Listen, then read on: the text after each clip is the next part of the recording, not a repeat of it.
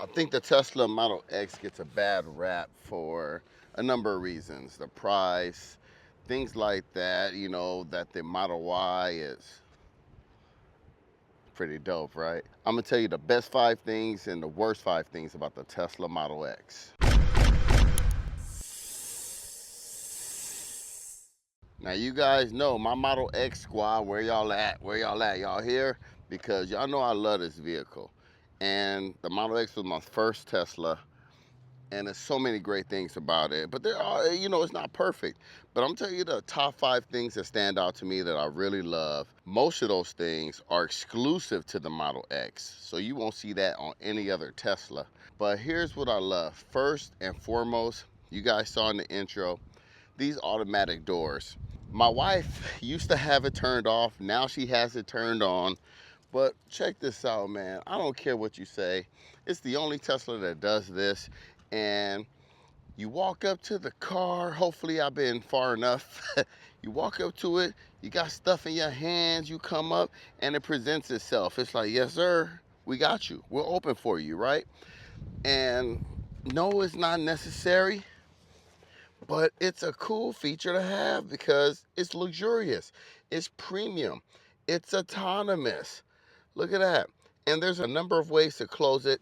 My favorite is just stepping on the brake. You can press this button, but if I'm using my hands, you know, that defeats the purpose. And of course, here on the screen, I can press the button. But I come in, I step on the brake, watch this.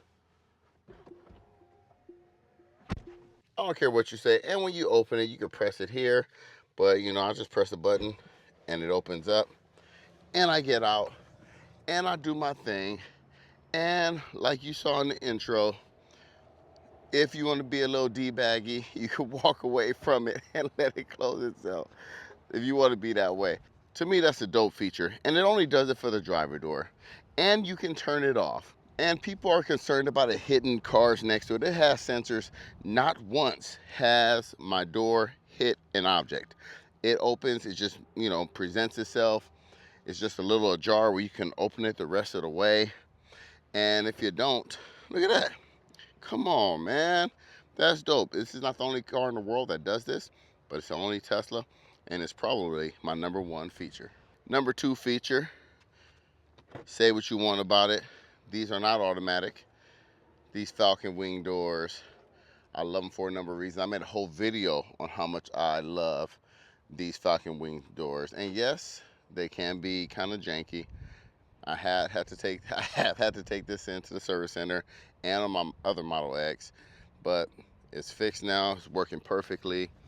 And here's why I love them. You know, if you have kids or friends, or especially kids, you know how kids open car doors and they bang the car next to them and you're always worried about that? Nah, these open up and the kids can just walk in and they can sit down and get in just like that. They don't ever have to worry about hitting another car. Now, you can't say you're kind of crippling them a little bit. They're not learning that skill, but I don't care. I'll take that any day over them hitting a car next to me like they did do once before in another vehicle. Luckily, the guy was like, don't worry about it. I mean, it wasn't it wasn't even a dent. It was just a little pain, but he didn't trip. But still, I hate that feeling. But also, in my video, I show how it's double hinged and you can have, I got another vehicle 13 inches away and it's still open. The problem is, can someone fit 13 inches? But right, so it works out perfectly. I love it. You know, older people, you have easier access to the back with the sub. You just press this button, both seats move forward, and then you have easy access. Look how wide open that is, right? Some people say it's not as good as a minivan door. Okay, it's not a minivan though, right? So these Falcon wing doors are clutch. You can close it here. This is what I like to do. But a lot of people can't reach up here. So I kind of think like, why is that up here? Only like taller people can reach it. But there, of course, here on the trim and of course on the screen in there. And I just open my doors for my kids so they can get in and out. You know, they don't know how good they got it, man. I'm gonna tell you, they don't know how good they got it. I had to open my own car doors when I was a kid. So that's #2. #3, you see it on the outside, but you don't really know what's happening here. You know you like the shape and the silhouette of the Model X, but what about it makes it different? It's that huge panoramic windshield. Now, look at that. It's like a spaceship, but you can't appreciate it until you come inside. And then, once you're inside, you see, oh my goodness. Oh my goodness. Look at all that, right? It makes the experience that much better. Now, I don't know if you could really appreciate it from here. Let me get in the back seat so you can see. You got all that to appreciate. You know, on scenic drives or just every day, you can see like buildings, and it's just an open air, futuristic spaceship experience. There's no other vehicle that has that kind of experience. You can say the Cybertruck has a big windshield, which it does, but it's nothing like this. And look at that. It comes all the way up over the top, and definitely unique to the Model X. That's 3 things unique to the Model X. Number 4, this is not unique to the Model X, but these dual screens. Now, the Model S has 2 screens. We thought the Cybertruck was gonna have 2 screens. It does not. And no, you don't absolutely need a second screen, but it does a lot. Hold on, let me close off for you. Let me close off so you can see what's going on in here. All right, so the 2 screens, all your pertinent information is right here in front of you.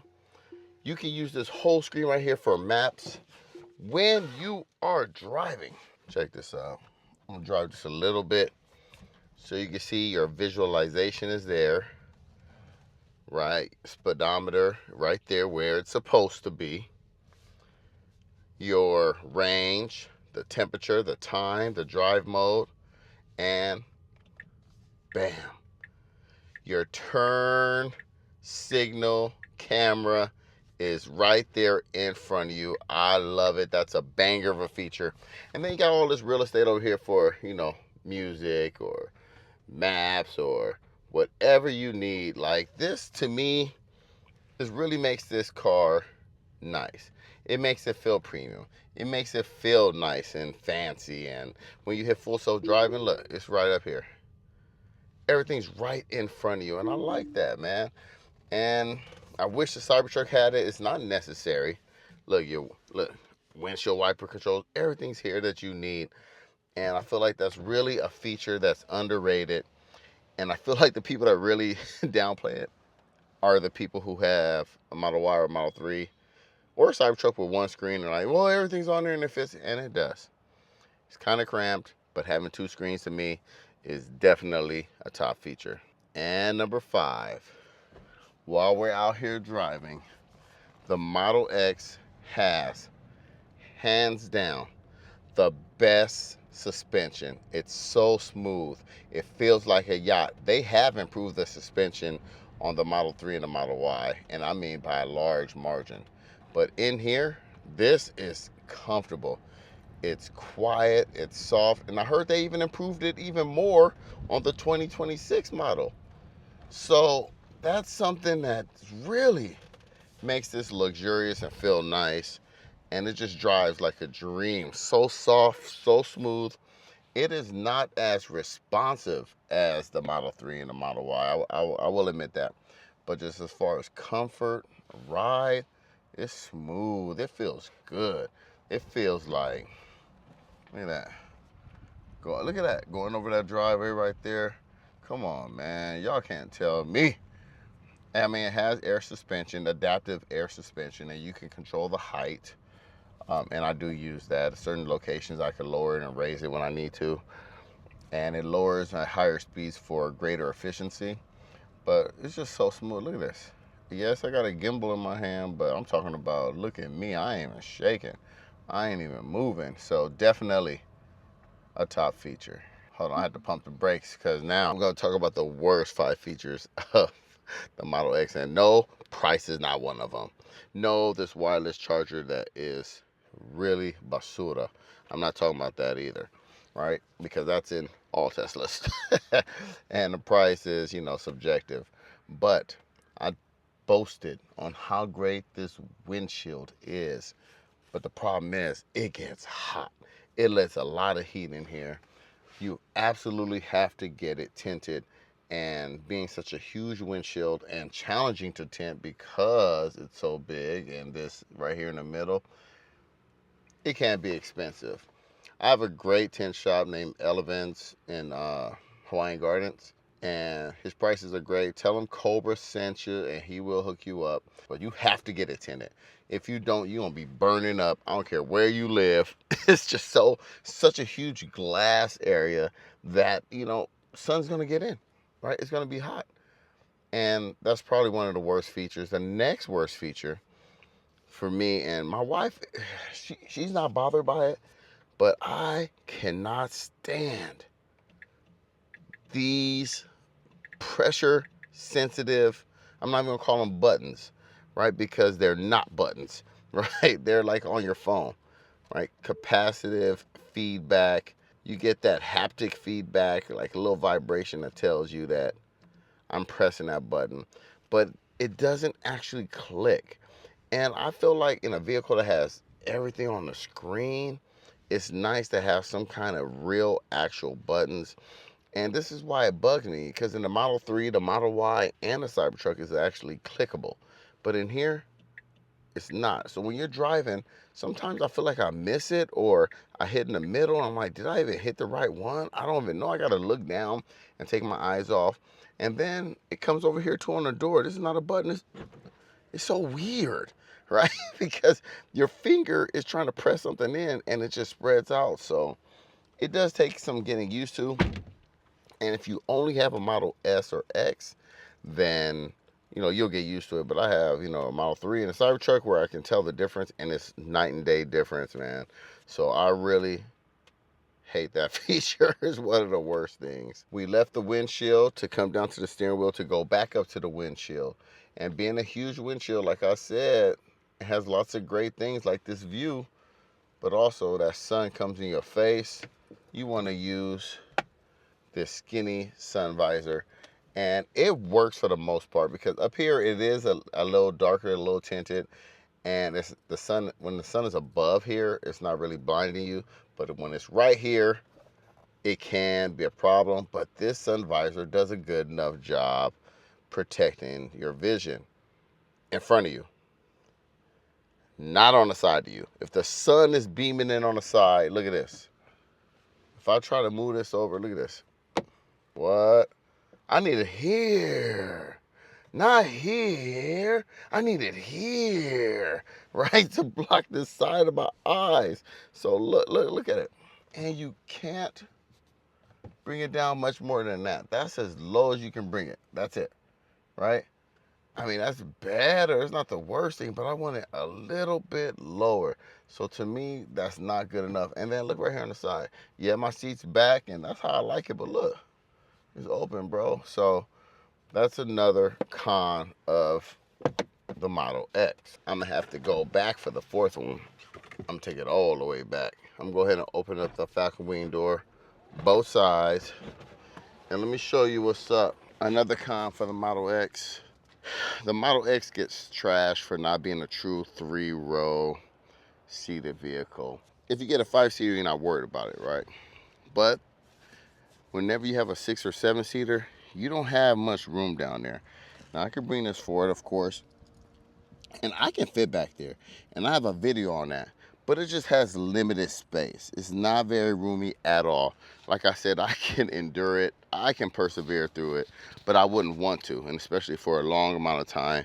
And that's the easiest and fastest thing people can say. What's wrong with this vehicle? Oh, it's not a true 3rd row. Okay, well, don't get it. You want something bigger, get something bigger. And they have those options out there. But I wish it was just a little bit bigger, a little bit. Because even, you see how it's sloped down in the back? So you have even less headroom back there. And, you know, Tesla, I love Teslas. I need Teslas, and I need at least a 6-seater. So this is my only true option. You can say what you want about the Model Y 7-seater, or the new one coming out in China. It might come here, who knows, the Model YL. Honestly, I don't think this would be much more room than this. So That's, to me, you know, it's doable, but it is one of the worst features of the Model X. And the last one's kind of a toss-up. My wife and I was going back and forth about it. It has no 120 outlet anywhere inside. And to me, it's not a big deal. It hasn't affected me. But for her, she likes to work out of here sometimes, and her laptop can't plug in. So that was her thing. And if you need that, then yes, a bummer. But for me, what I don't like is, especially on the new 2026s, we don't have a powered front. You have to manually open and close this front. And that wouldn't be a big deal if the Cybertruck didn't have it. The Cybertruck has a powered front, and I use it way more frequently than I do in any other Tesla, because you could walk up to it, you can get the 3 beeps, boop, boop, boop, and it does more than just that. It will open all the way. So now I have to manually pull it up. First world problems, I know. But if you could put it on a Cybertruck that costs less than this, why can't you put that on this? I don't know if it's maybe something to do with the shape and how it's open. You know, because the Cybertruck has, you know, the little overhang. So maybe it can't just randomly open. So I don't know if that's the case because of the design, how air can flow through. I don't know. But put that on here. Put that on your more premium vehicle. So for me, the powered front, for my wife, the outlets. But those are the 5 worst things about the Tesla Model X. Now, those best things outweigh those negative things. But I'm just letting you know it's not a perfect vehicle. Regardless what you think about me being a fanboy or whatever, I do love this vehicle, but of course there's room for improvement. Hey, thanks for watching. If you're in the market to get a Model X, hopefully I help you decide whether or not this is something you want. There's more than 5 good things with it, and there are some other issues with it as well. But overall, those are the biggest things that impact me. Thanks for watching. I appreciate every single one of you. And don't forget, Kobra told you. All right, y'all. Crocs on deck.